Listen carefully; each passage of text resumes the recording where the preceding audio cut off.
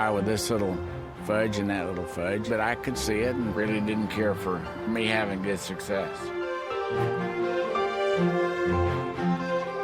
Petty's rivals also included David Pearson and Cale Yarborough. But it was an incident with Richard's brother, Maurice, that made the Allison rivalry personal. Which one was it that you went to where Maurice got angry? Islip.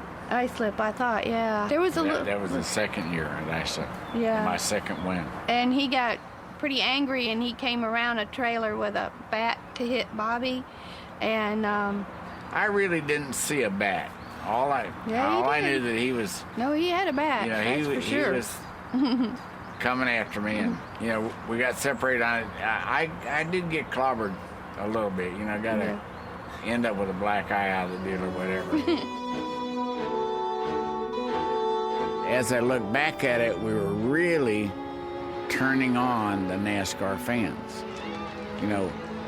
Richard Petty and I did the most amazing sell job for NASCAR that anything ever did. People then started looking more and more to personalities driving the car than they did the cars. And it woke up the rest of the world that there was something going on in the South. And as we did that, that made the sport grow.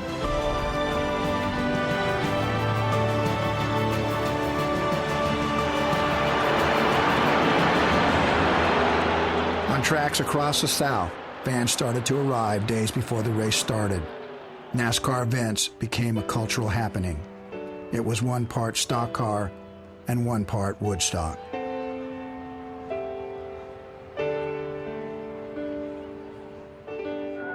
are those who quietly suggest that the people who come to the race are the real show.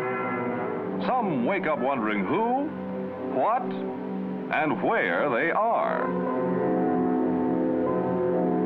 It's a picnic, family reunion, camping trip, cookout, state fair, overnight sleep out and stage show, all wound up into one big melee. There's nothing quite like it anywhere else in the world. It gets bigger every year. Bill France dreamt of making NASCAR an all-American sport that brought people together. But the America of the 1960s was a nation divided. From far and near, the fans began to gather. Old times were gone, but not forgotten. This would be Carolina's biggest carnival, the Old South and some of the New South, too. Ready for a big parade. The Confederate flag, that was part of the history, happened. There's no denying that. But I don't think anybody out in the garage area or in the management of the sport feels that that's an integral part of the sport. In the 1960s, the checkered flag and the Confederate flag shared a common thread. They both represented the division between black and white. Wendell Scott was NASCAR's first African-American star. Scott was a rebel, racing in a sport represented by the rebel flag. Time frame that we were in the South racing, in the early 60s. We were all through the early 60s, the demonstrations and the thing that Martin Luther King was doing for our people. Things were going on in Montgomery, Birmingham. We'd be actually racing in those cities.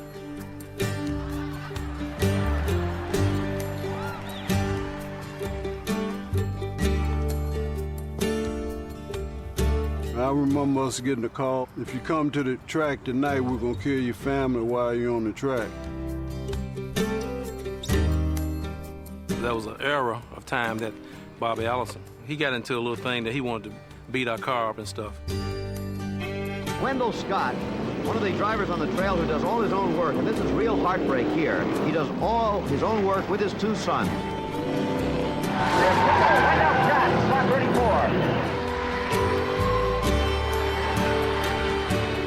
34. He spun my dad out 5 times. So when the race was over, he went direct to Bobby Allison. And he put his finger in his face, and he told me, he said, don't you never hit my car no more. And I remember a NASCAR official run up to my dad and saying, well, don't talk to Bobby like that. Don't talk to Bobby like that. He said, Bobby, and you too. And I mean what I said. He said, don't hit my car no more. When we're leaving the track, Bobby Allison had my daddy three $20 bills. And he said, Wendell, he said, you're a hell of a man. Richard Petty also came to us, and he handed Daddy $500. And he told Daddy, if there's anybody that can't afford not to race, it's you. The Scotts wanted what the Pettys had: money, respect, success. But for Wendell, every race was a struggle, and every struggle was about race. On December 1st, 1963, Wendell Scott became the first African American to take the checkered flag. He knew that he wasn't going to be given the win. They had him recorded as third place, okay? And then he protested the finish of the race. And it took them several hours before they said, it came out and said, guess what, Wendell? You did win the race. We discovered an error. Your score didn't record you 2 laps. But after the crowd was gone and everything, then they finally stepped up and did the right thing. My father said that they thought I wanted to kiss that white beauty queen. He said, I got a beautiful wife. He said, I could kiss my wife. He said, I wanted my money and I wanted my recognition. This joy was taken away from him, you know, because of racism. He told Bill France about some of the things that had transpired. And that's when he told him that you're a NASCAR driver, you're a member of NASCAR, and you will be treated as such.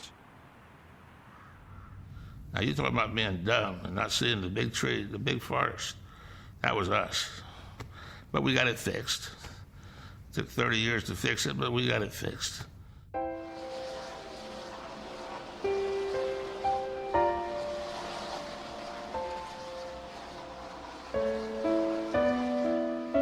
Now, I can really see what a ride it was. Bill France Jr. wanted to grow NASCAR beyond its southern roots. In 1972, he took over the family business from his father. Sitting around in meetings, I wish I had 20 more guys like me working here. You know. One of NASCAR's failings in the past has been not looking far enough in the future for some so-called long-range planning. With the 1970s came the rise of feminism and a demand for equal rights, whether the workplace was Wall Street, Main Street, or Pit Road.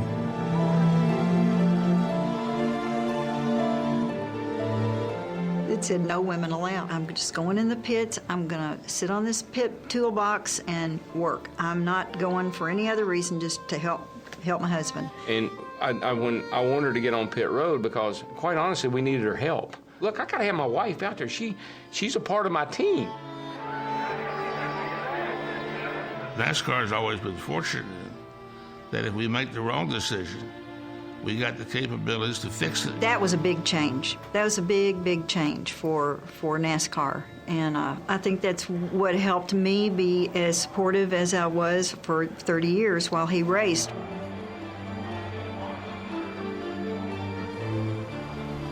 As Bill France Jr. ushered in NASCAR's new era, Darrell Waltrip ushered in a new era of NASCAR driver.